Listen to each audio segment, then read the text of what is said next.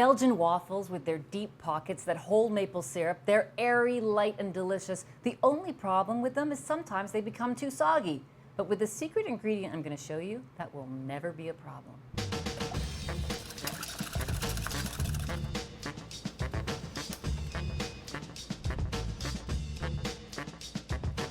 If you're making Belgian waffles, of course the first thing you need is a Belgian waffle maker. Plug that in and get it preheated. Next step, let's mix together our dry ingredients. I've got some flour in a large bowl here. I'm going to add some baking powder, a little bit of salt, and I'm going to add that secret ingredient I talked about, which is a significant amount of cornstarch. Mix all that together, and those are our dry ingredients. Buttermilk gives waffles a delicious flavor, but milk makes waffles crispier.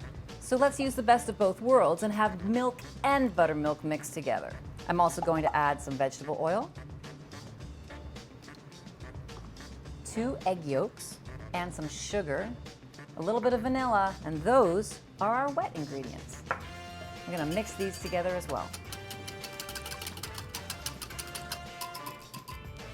Now, the last ingredient we have are egg whites. I have separated 4 egg whites here. So we started with 2 yolks, you're gonna need 2 extra whites there. So the key to whipping egg whites is to always have everything clean with no fat in contact with the egg whites at all. So I've got a clean new whisk and a clean bowl. Let's whisk these together.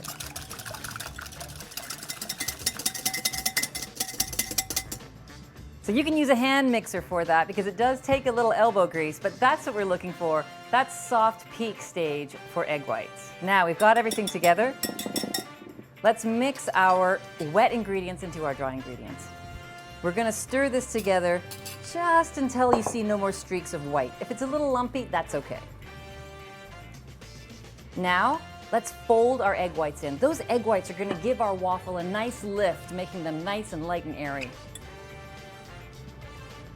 Fold them in gently, trying not to break them down too much. Just fold the batter on top of those egg whites until you see no more traces of white. Once you have those egg whites mixed into that batter, it should be light and fluffy. We're gonna clean up and start making waffles.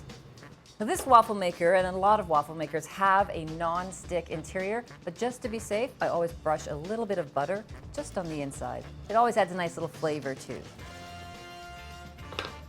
I'm going to transfer some of my waffle batter to a pouring measuring cup. This helps you decide how much batter you should put into your waffle machine, and that you're going to learn by experience. The first waffle might be a cook's treat, so let's give it a try.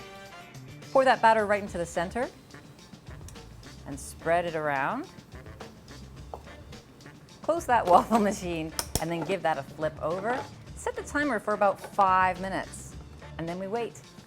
Because you generally make waffles for more than one person, it's a great idea to turn the oven onto 200 degrees to keep the waffles warm while the other ones cook. Make sure you put them directly on the oven rack and do not stack them on top of each other. That's going to help keep them crispy. There's that timer, so it's time to take a look and see how our waffle did. Flip it back over. It looks fantastic. There are a few little holes in the pockets, so we know to add a little more batter next time, but let's take that out. You can reach in with your fingers and grab that waffle. It feels fantastic, super crispy. It's going right into my oven. Time to make your second waffle. So let's fill our batter cup up and get the next waffle cooking. Pour it into the center, spread it out a little bit to the sides of that waffle maker, then close that lid and flip it around. Now waffles can be made ahead of time. In fact, they freeze beautifully. Put them into a zipper sealable plastic bag, get out as much air as possible and freeze them. Then when you want to reheat them, you can reheat them in the toaster, in your air fryer, or pop them into the oven at 350 degrees for about 5 or 10 minutes till they're warm. That's a great way to feed a crowd. Let's see our waffle. Oh, it's a beauty. Let's plate this up. Out comes the waffle. On goes some butter. Maybe some fruit if you're interested, and then the maple syrup for all those deep pockets. Thanks for watching. If you'd like to see more of the basics, click right over here. If you'd like to see everything I used in this recipe, click over here. And if you have any questions, comments, or suggestions for more basics, put them right down in the comments section below.